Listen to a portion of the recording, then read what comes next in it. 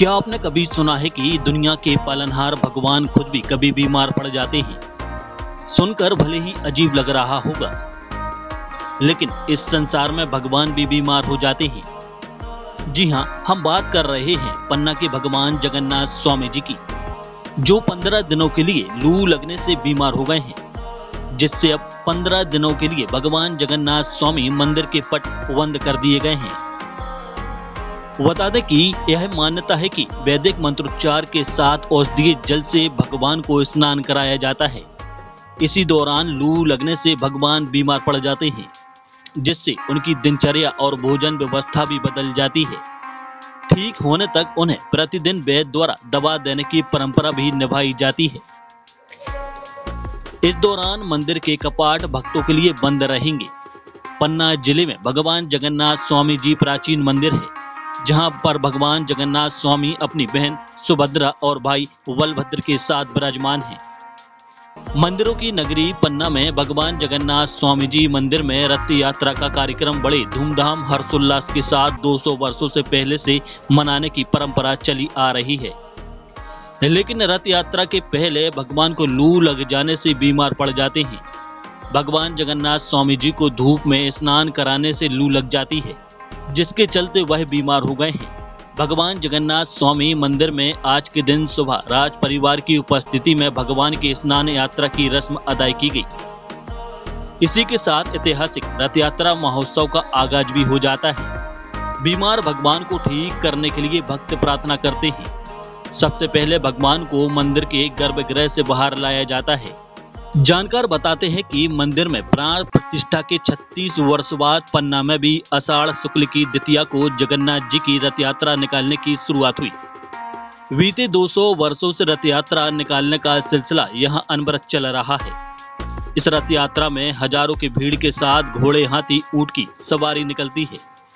यहाँ पुरी की तर्ज पर भगवान जगन्नाथ की रथ यात्रा पारंपरिक तरीके से निकाली जाता है। इससे उनको भी बीमार पड़ जाते, फिर 15 दिन के लिए पट बंद हो जाते।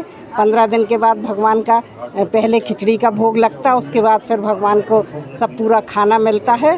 फिर भगवान जाते हैं रथ यात्रा के लिए, तो जनकपुर तक जाते हैं।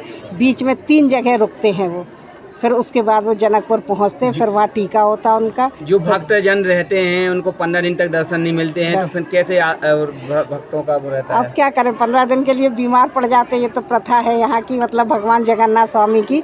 ऐसे ही वहाँ भी पुरी में भी इसी तरह का है। आई हूँ यहाँ पे, मेरे रिलेटिव दीदी सिस्टर रहती हैं, तो मैं 3-4 साल में आ जाती हूँ। तो इस समय मुझे मालूम था कि भगवान बीमार पड़ते, उनका शाही स्नान होता है। 15 दिन को बीमार है तो उनको खिचड़ी का प्रसाद लगाया जाता है। उसके बाद वो शादी वादी का जो उनका प्रोग्राम चलता है वो नहीं पता, देखो भैया मुझे जनकपुर जाते हैं, है ना। तो ये सारी चीज़ें मैं देखने आई थी, अपने बच्चों को लेके आई हूँ। ये मेरा बेटा है, इसको लेके आई। कैसा लगा आज भगवान के दर्शन किया? भाई बहुत अच्छा लगा। लेकिन भगवान आज ही बीमार पड़ गए हैं, 15 दिन के लिए पट बंद हो जाएंगे। हाँ, लेकिन 2-3 दिन पहले मैंने भगवान जी के दर्शन अच्छे से कर लिए हैं। 200 वर्ष पुरानी परंपरा है, और इसी दिन में भगवान श्री जगदीश स्वामी जी को लू लगती है। फिर इसके बाद 15 दिन के लिए पट बंद हो जाते हैं। फिर शुभारंभ होता है रथ यात्रा का, और उसी अनुसार हर साल की तरह हम फिर से इस बार आए। आज 1000 छिद्रों वाले घड़े से भगवान को स्नान कराया जाता है। बिल्कुल बिल्कुल, हाँ। और फिर वो जो अपना जल होता है उसे प्रसाद के रूप में बांटा जाता है। कितना महत्व है? ये भगवान जगन्नाथ स्वामी जी की आज स्नान यात्रा का आयोजन है। ये सैकड़ों वर्षों से स्नान यात्रा का आयोजन होता है, और स्नान यात्रा के साथ ही ऐतिहासिक भगवान जगन्नाथ स्वामी की रथ यात्रा का शुभारंभ भी होता है।